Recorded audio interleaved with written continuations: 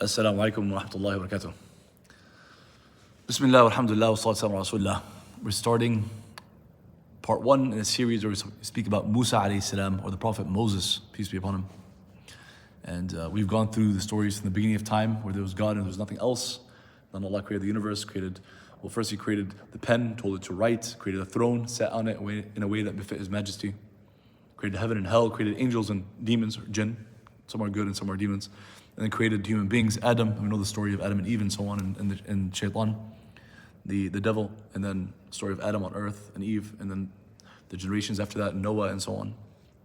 We've spoken about a number of other prophets, Abraham, and now we're talking, and Joseph, and that was like a 4 or 5 part series, and now we're speaking about Musa AS, Moses, one of the top 5 prophets to ever been sent by God. He sent over 100,000 prophets to different times and places. Same basic message, but times and places change, cultures change, issues change. Some of them do, principles stay the same. It's the story of Musa AS, and it's the story that's mentioned in the Quran the most amount of times, plenty of detail, in a number of different chapters. He's the prophet mentioned the most in the Quran. After that, Adam and Jesus, Abraham among the most. Noah has his own chapter, Joseph has his own chapter. So Muhammad ﷺ is not mentioned the most, which is interesting. We know for a fact that he's not the author of the Quran. أعوذ بالله من الشيطان الرجيم إذ أوحينا إلى أمك ما يوحى. Allah is saying to Moses, don't forget. You not even forget. How can you remember? He was a baby.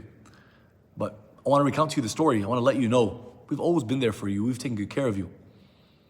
This is not the first time that we bless you, or we look after you, or we take care of you. He's speaking to him, and he's becoming a prophet now at a mature age, but he reminds him of the story of when he was a baby. And so we know the story.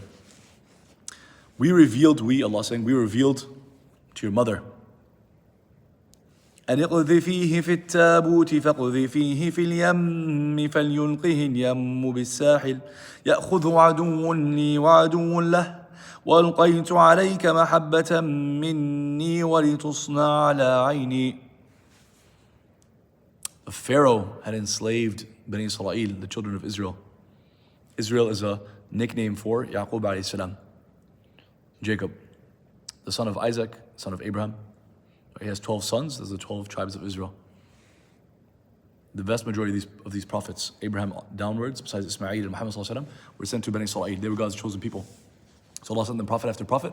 Some of them would accept, and a lot of them would reject those prophets, insult them, criticize them, ridicule them, even torture and kill them, some of them. Like Yahya, John the Baptist, he was killed by his own people. It's lessons for us to learn from the peoples before us. They're the second biggest nation after Muhammad ﷺ, which is one of the reasons that Moses is mentioned the most in the Quran. He had an ummah, he had a people. He wasn't just a spiritual leader, but he was also a political leader. But we'll get there. This is the beginning of the story. The Pharaoh had enslaved Bani Israel generation after generation. And although slavery is common to world history, it takes different forms, different manifestations. It's not the same system, not the same rules, it's not designed the same. It's not carried out the same. It doesn't look the same. Possibly the 2 worst manifestations of slavery in human history, because the Romans had slaves and the Greeks had slaves and the Arabs had slaves. Probably the 2 worst in human history was the Atlantic slave trade, the last few hundred years in the US, or in modern times. It's bigger than the US.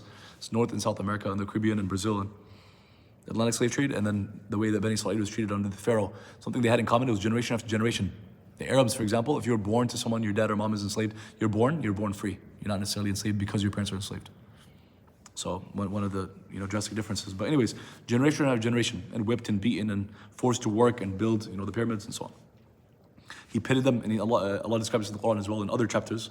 Moses and the Pharaoh are mentioned over and over again in the Quran. He talks about how Moses had the Pharaoh, divided them into groups. So they're basically family. They're all extended cousins and uncles and aunts and etc.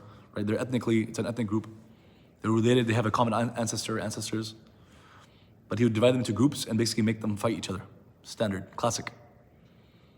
The Pharaoh and his people are like that much, right? They're like the top of the pyramid, the social pyramid. There are a few Egyptians, but there's a vast majority of people that are all working for them. But how can the few dominate the many? So you divide them and make them fight each other. So divide and conquer. جعل أهلها شيعا. He created them in groups. He made them into groups so they would fight each other. It says in the Quran. But yeah, So on top of all that, generation after generation of slavery, at some point he decides to slaughter baby boys, which is why the Pharaoh is in the Quran one of the few names that God is basically saying, although they're human, so not the devil, not shaitan, but as human beings, worst examples of evil in human history. If not the number one worst in history, the Pharaoh, he's definitely top 2, 3, 4, 5. There's a few other names in the Quran. Of course, Prophet ﷺ also had his own. The Pharaoh of his time was Abu Jahl, and then Abu Lahab and others cursed in the Quran directly or indirectly. Obviously, they were fought against and killed and so on. So you don't want to die at the hands of a prophet. That's not gonna go well for you in the hereafter. But them, and then there's others in the Quran. The man that was swallowed by the earth for his arrogance. We gave a khutbah about him. But the Pharaoh's up there, possibly number 1, if not top 5, worst in human history. Allah generally describes groups of people, characteristics, behaviors, attitudes, but He doesn't generally insult and criticize a person by name. There's only a few. And the Pharaoh is an archetype. It's not just a person, because there'll never be another Pharaoh. Like the Pharaoh at the time of Moses was one person. But that type of person, that type of behavior, that type of mindset and ego, anybody could have that. Anybody at any time.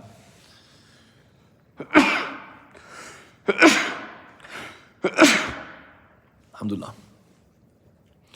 Whether you are, a president, a king, a ruler, or you're an ordinary man, you could be an ordinary man or woman. You could be poor and have not much power or influence or authority. You can still be a pharaoh in terms of your arrogance and ego and how you treat other people and how you look down on other people and how you might have a little bit of power and you abuse that little bit of power. You have only 1 or 2 people under you. Maybe your son and daughter. Maybe it's your wife. Maybe it's a family member. Maybe it's a friend. You abuse that relationship. So you're a pharaoh in that relationship. It's an archetype. And Moses is an archetype too. There'll never be another Moses. But Allah talks about him in ayahs and ayahs after the Quran. It's not just to praise him and talk about this amazing person in history. That's part of it. But it's also because there's lessons learned. You could be a Moses in your context, in your time, in your place, in your family, in your community, in your masjid. You could be a Moses type. Elevating people, motivating people, inspiring people, inviting people, fighting for those who can't fight for themselves, speaking on behalf of those who can't speak for themselves, and so on and so forth. So he's slaughtering baby boys. How nasty can you get? How bad, it doesn't really get much worse than that. Slaughtering babies. You'd go 1 year, slaughter all the baby boys that are born this year. Next year, skip. Next year, slaughter them. And he would only skip them, not because he's like, let's give them a break. Or, they're nice and cute. Or, their moms are really gonna be, they're really gonna be hurt. Let's give them a break. No. He wants men to grow up and continue to do the work. To continue to build pyramids, which are totally unnecessary. It's not a need for that society. It's just ego and arrogance and just showing off and just extravagant. And they were tombs, but anyways, it's part of their belief system, but it's also abuse and violence and human rights violations is an understatement, but you get the point. He would slaughter boys, but he couldn't slaughter all of them because then he would have no workers. So Musa AS is a year where the troops are knocking. Just imagine the scene. The troops are knocking on door after door, right? If they hear a little baby crying, if they ask them, "Are you pregnant? Were you pregnant last year?" Do they have? Who knows? They might have had records. Knocking on them, and the troops were there, and they were killing babies. Probably there was blood in the streets. And Musa's mother is, you can only imagine. So Allah inspires her, speaks to her, and says, "Throw him into the river." Yeah. Allah basically says, "I got a plan out for you. This is the strategy, this is the plan. Trust me, I got you. They're gonna come for you. They're knocking door to door. There may be a few doors away. She can probably hear the troops and hear the moms crying, and she knows she's next. Or she's like, just take him, put him in his basket, throw him into the river, and he'll be okay." Very interesting. And Allah continues in the ayah and says, "And I loved you, and I made people love you." Musa AS was special that people pick up that baby and they love him. The Pharaoh had not much love in his heart, if any. Maybe he loved his son, I think. But he picked up the baby and he knows it's not an Egyptian baby. He knows it's a Bani Israeli baby. It's obvious. They have different hair color, different skin color, different features. But Allah put in his heart a love for Musa. It's a miracle from Allah. And Allah is like saying, "You're in our eyes.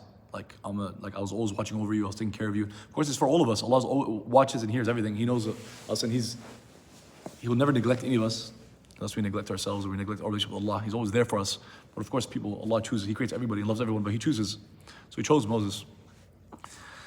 إذ تمشي أختك فتقول هل أدلكم على من يكفله فرجعناك إلى أمك كي تقر عينها ولا تحزن وقتلت نفسا فنجيناك من الغم وفتناك فتونا فلبثت سنين في أهل مدين ثم جئت على قدر يا موسى.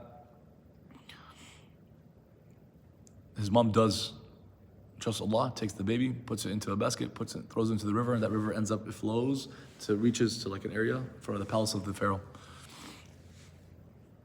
And as soon as she puts the baby, I think it was in another chapter, because again, the story of Musa is mentioned again and again in the Quran. There's repetitiveness and overlap in the details. I think it says that as soon as she put him in there and she trusted Allah, she put him, her heart became empty. Like, right? Her heart had like a hole in it. Like right away, can you imagine, how is she supposed to just like put a newborn baby in a basket, put him in the river, and troops are coming to slaughter babies, and who knows what happens to them, the fish and oh my God. And then she just goes like, all right, time for lunch. And she sits down and eats. Or it's like, time to sleep. There's no way. She's a mom. Who knows? She slept for like days but she does that. But and then she says to her daughter, who's older than Musa's older sister, she says, follow him, follow the basket. So what she does is, but of course don't be suspicious. She didn't have to go into detail. It just says follow him. It's another chapter.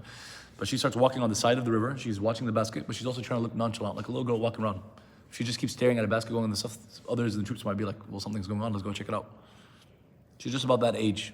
She's not a grown woman. She's not like 3, 4, 5. She's able to follow her mom's directions. She's mature and responsible enough. But she's walking and she's just checking out the basket. And she's walking. People are running around. People are crying. People are screaming. She's just walking.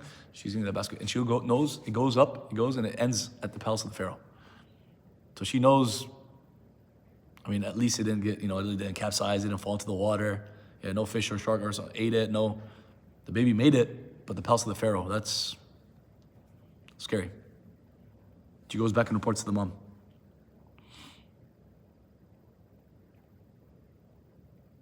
Yeah. This particular chapter here, this is Surah Taha. It's about Musa AS and the Pharaoh, and he's speaking to him as an adult, so he reminds him a little bit of how he took care of him, how he was always taking care of him, including as a baby, and he continues to go to the Pharaoh and speak to him. But in our story, it's other chapters, it talks about how, again, we said the Pharaoh looks at this baby and right away he feels this kind of love and attachment to the baby, which is from Allah. Okay? Because he could have just been like, that's an Israeli baby, probably was escaping from kill him. And his wife is like, oh, it's a baby. It's so cute. Let's keep it. Let's take care of it. She's like, yeah, what do you think? He's cute, right? And the Pharaoh looks at him and is like, yeah, we'll keep him. She goes back and tells her mom. Who knows what they did?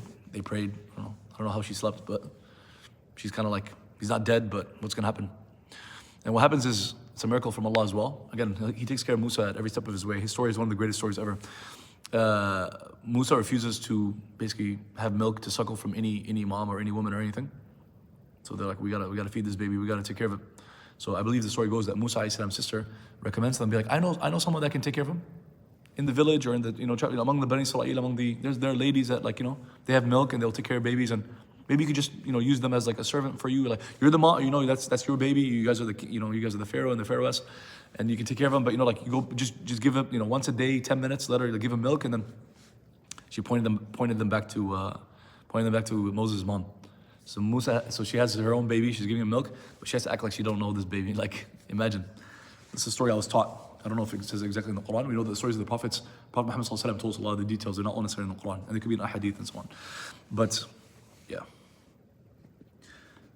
because Allah does say in the Quran that we returned you back to your mom, so that so she could be like rest assured and happy and delighted.